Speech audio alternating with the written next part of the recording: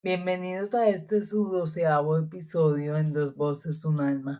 Hoy tenemos con nosotros a la escritora, podcaster y generadora de negocios.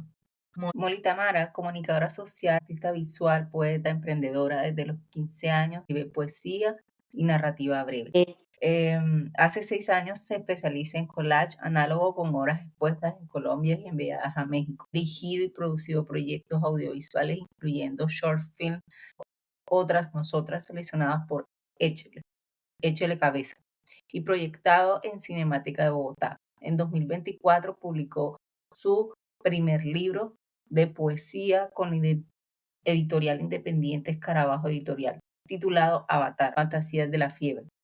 Está dentro del ecosistema del emprendimiento desde muy joven, la compañía creativa 1472 y el podcast Talk on Talk en inglés, enfocado en creatividad estructurada y salud mental. Ha sido reconocida por instituciones como el Museo de Thyssen-Bornemisza en Madrid y también por el Ministerio de las TIC, Canal 3 y la Fundación Social King, y en varias ocasiones por la Secretaría de Cultura de su ciudad, Cúcuta, por su aporte a las artes literarias y visuales, por su experiencia en la Filbo Cúcuta. ¿Cómo ha transitado el proceso tanto poético hacia el collage y cómo lo enmarcas en lo audiovisual? Lo visual y lo audiovisual siempre ha estado muy de la mano. Han sido pues como dos corrientes que se han venido pues como uniendo en mi quehacer artístico, pero en mi exploración como ser humano, ¿no? Y desde mi curiosidad para entender el mundo y por querer entender el mundo, la imagen dentro del video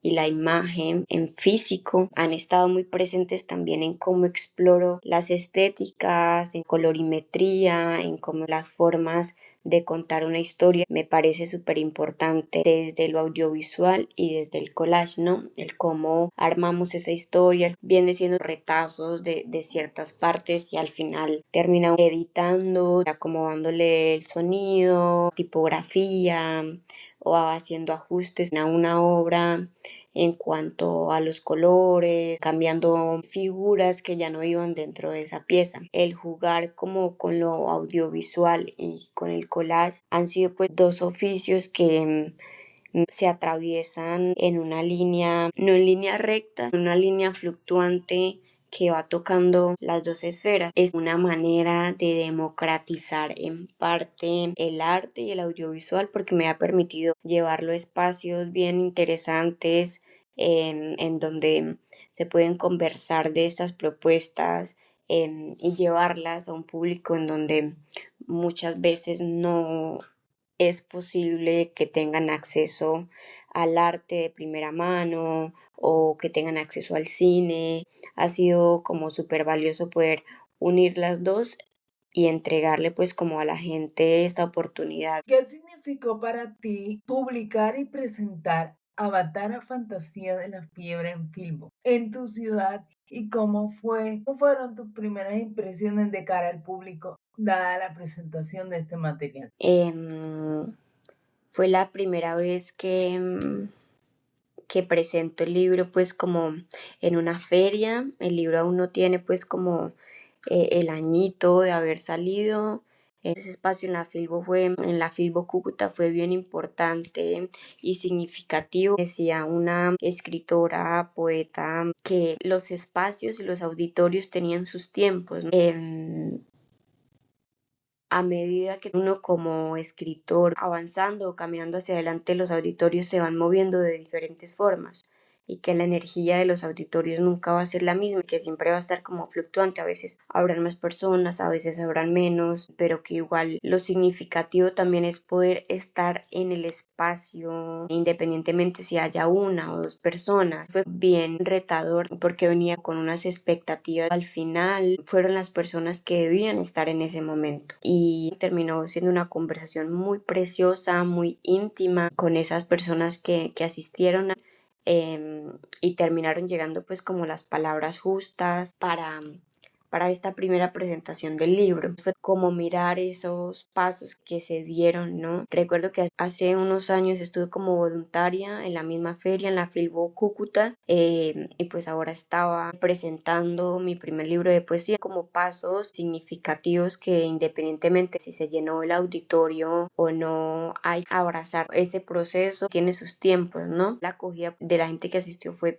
preciosa, la recepción con el libro fue muy bonita, contarle a la ciudad cuál había sido ese proceso creativo para hacer el libro, para poder estructurar bien las imágenes dentro, fue interesante, ¿no? También poder compartir el espacio con otros escritores y otras escritoras del país que están también como escribiendo poesía y que están trabajando desde otras áreas. Hay una historia particular con la FLIC, tuve la oportunidad de conocer a la editorial Escarabajo, la oportunidad de compaginar con ellos, terminé enviándoles mi manuscrito, eventualmente terminé trabajando con ellos. Haber renunciado a ese trabajo que no me gustaba por ir toda la semana a la FLIC fue también un regalo y una señal buena. Muchas veces sí vale la pena renunciar a cosas que no queremos por hacer cosas que realmente nos mueven y nos apasionan, ¿cierto? Carabajo Editorial le dan como la oportunidad a jóvenes escritores, poetas de publicar, y pues obviamente también con cierto rigor revisan los libros, revisan los manuscritos, y el nivel del libro en ese momento sí estaba como para trabajar un montón, pero la editorial terminó aceptando el libro para poder trabajar en él. Influye mucho al momento de encarar a un público, presentar un libro escrito en papel, en temas de que ahora todo es tecnología. Eso no es solo regional, es una situación que está pasando pues a nivel mundial, ¿no? Y de hecho las estadísticas nos muestran que los índices de lectura han bajado muchísimo. Las personas ya no estamos leyendo tanto. De hecho, las personas que están leyendo más son las mujeres. Los hombres han dejado de leer por muchísimo. Y quienes están comprando libros para leer libros en físico, en su mayoría son mujeres. Y esto pues, nos pone en un panorama bien interesante porque de hecho la mayoría de personas que asistieron a la presentación ese día fueron mujeres. Es bien interesante poder vivir y presenciar pues como de primera mano cómo se están moviendo los índices de lectura en el país, entender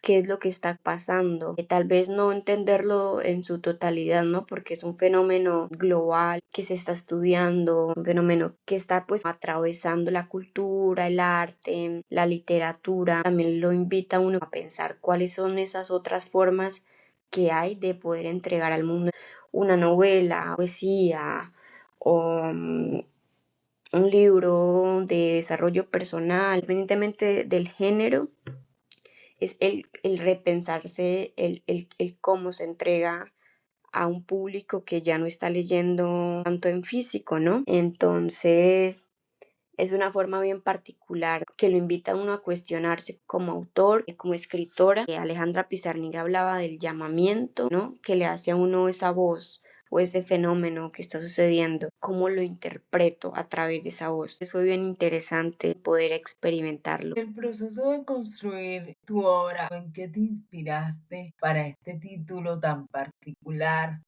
Em, ¿Y cuál es la línea de tu poética? ¿Qué nuevos proyectos tienes enmarcados en la literatura? ¿Y cuáles serían los géneros que quisieras explorar más allá de la poesía? ¿Y si se viene un próximo trabajo o si ya estás pensando en un próximo material? ¿Y qué quisieras aportar con tu escritura al mundo siendo tan joven? Porque entendemos que la mirada joven es una pauta que se está marcando en la literatura. En cuanto a cómo nació el nombre de Avatara, Fantasías de la Fiebre, el libro, aparte de ser un libro de poesía, también es un cuento. Tiene esos dos géneros. Y este libro es atravesado por este personaje que se llama Miranda, que es el personaje principal del libro, pero también Miranda ha visto un avatar. Y los avatares dentro de la filosofía hindú son dioses. Dentro de esa filosofía hindú, cualquiera puede ser un avatar, ¿no? Hay avatares Vishnu, Brahma, Kali, todos estos dioses del hinduismo que son azules, por eso también la portada del libro es azul. Son avatares que bajaron a la tierra habitando un cuerpo humano. Ella aborda toda esta perspectiva de despertar espiritual, ¿no? Y de conversar entre lo divino y lo humano. Avatar es personaje o ese Dios que podemos ser todos. De hecho, hay un poema muy interesante que se llama Íntegro versus Hombre Engranaje. Y ese poema habla sobre las poéticas hipermodernas desde un sentido científico y tecnológico. Esa dualidad entre la tecnología y lo humano. O ese triángulo entre la humanidad, lo divino y la máquina. La portada del libro es un ojo. Y Avatar es como este descubrimiento, caminar espiritual que atravesamos todos los humanos que habitamos en este momento de siglo tan particular y esta década tan particular, ¿no? Y cómo atravesamos la tecnología, cómo interpretamos lo espiritual y las mismas dinámicas humanas. Avatar es caminar por todos esos matices, pero que tiene unos contrastes y unas apologías al tema de salud mental, que es importante. Por eso también se llama Fantasías de la Fiebre. Es una persona muy ordenada y que le gusta que todo esté limpio y los libros tienen que estar organizados y los colores deben estar en sus gamas de colores. No puede mezclarse un rojo con un azul, sino todos los azules deben estar juntos. Ha sido para mí un milagro, un regalo, porque me ayuda como a ser más disciplinada, a sacar adelante los proyectos, ponerle más foco a las cosas. A veces sí es como, de doble filo, ¿no? Pero he aprendido en terapia. Guillermo del Toro dice una frase muy bonita que me gusta recordarme mucho y es: el defecto es una virtud mal vista. Durante todo el libro, esa Miranda que se cae y vuelve a caminar, vuelve al útero de su madre, vuelve a nacer, vuelve a ver el mundo y luego vuelve a acurrucarse en la vida misma, ¿no? Esos ups and downs. Y escribirlo fue bien interesante, como dicen en el mundo de la escritura, parirlo, muy nutritivo, enriquecedor, retador para el futuro. Tengo 2 libros escritos por ahí que no sé si vayan a salir o no. Uno es de poesía, otro poesía pero ilustrado. Me gustaría dedicarme a hacer canciones. Me gusta mucho componer. Yo escribo como parte de ese toque, es que yo escribo mucho. Por ahí tengo como un par de álbumes de música escritos. Nacieron desde esa necesidad de escribir, ¿no? Aún están ahí como guardados a la espera, ¿no? Hay cosas que necesitan tomarse su tiempo, sus pausas y eventualmente se pueden convertir en muy buenos proyectos. Lo que resta del año dedicada, mi foco 100% está en mi compañía creativa, en el proyecto con el collage, en el proyecto con lo audiovisual, y le estoy trabajando más a ese lado empresarial y de estructura de negocio, porque también el mundo creativo le pide a uno que se desarrolle eso, ¿no? Porque es una fantasía y un delirio casi decir, bueno, voy a vivir del todo del arte, ¿no?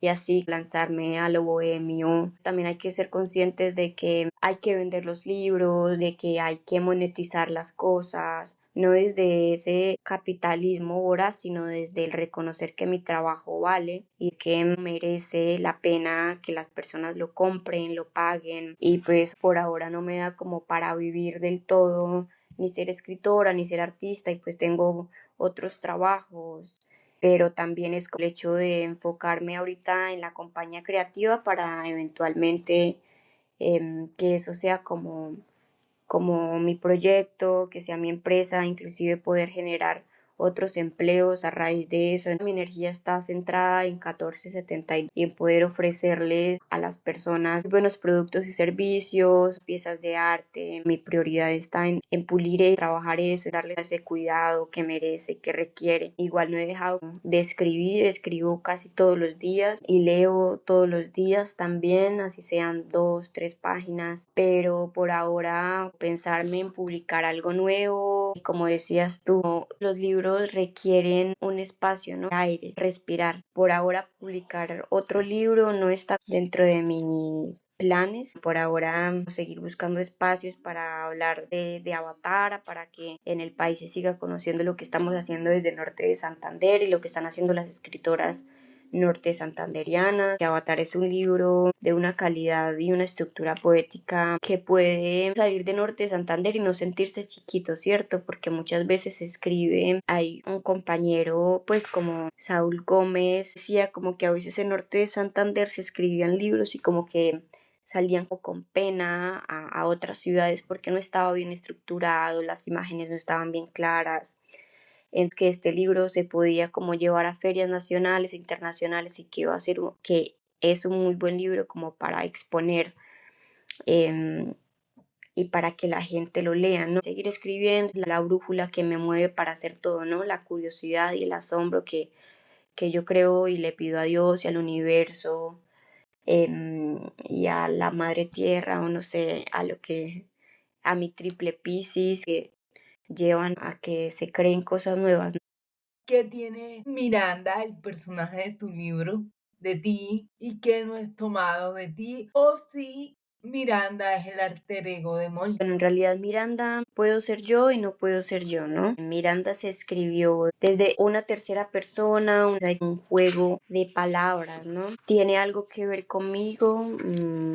Yo creo que igual muchas veces todo lo que escriben todos los escritores y todas las escritoras tiene algo de biográfico, de alguna u otra manera. Lo escribí pensando en ese proceso espiritual o ese proceso pues como filosófico por el que pasan muchas mujeres y muchas personas. También tiene una particularidad que durante ese proceso que lo escribí estaba pues como pasando por una etapa espiritual bien interesante. Sí tiene mucho de mí, de esa mirada global femenina, ¿no? Y por lo que puede pasar cualquier mujer en cualquier parte del mundo. Yo creo que alimentarme de autores internacionales y con la cultura pop permearon un montón el libro para que si sonara, puede ser cualquier mujer o cualquier adolescente que está teniendo esa transición, ¿no? Esos descubrimientos de su vida sexual, descubriendo y reconociendo pues como su cuerpo, reconociendo muchas dinámicas sociales, políticas, pero también lo hace a través de preguntarse cosas. Y creo que esa es como una de las particularidades mías que tiene Miranda, que se pregunta por todo, ¿no? Y ahí está la curiosidad mía de Molly o de Mónica, el preguntarse por la vida o el hacerse preguntas que han tocado a la puerta a la humanidad desde siempre, ¿no?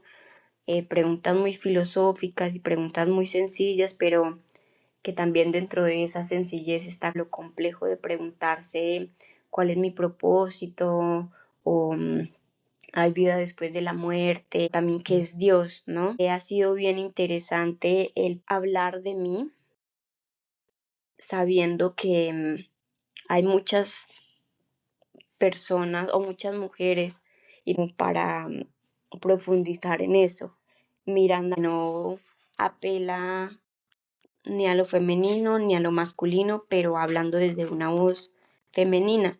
Entonces es como esa androginidad de la misma Miranda. Y en esta época que vivimos como rodeados de cámaras, cámaras de seguridad, las cámaras de los teléfonos, este panóptico del que hablaba Foucault, ¿no? Que estamos siendo constantemente vigilados por algo, por alguien, o por una institución, o por algo, ¿no? Si lo vemos desde una mirada religiosa, Dios siempre está ahí viéndonos, ¿no? Para castigarnos por algo. O si lo vemos desde una perspectiva institucional, el gobierno está ahí para vigilarnos de alguna u otra manera o si lo vemos desde la perspectiva tecnológica, las grandes empresas están revisando nuestros datos. No lo hablo desde una perspectiva satanizadora, ¿no? De que suene a tabú, de normalizarlo, ¿no? Vamos a estar rodeados de tecnología siempre y cada día más.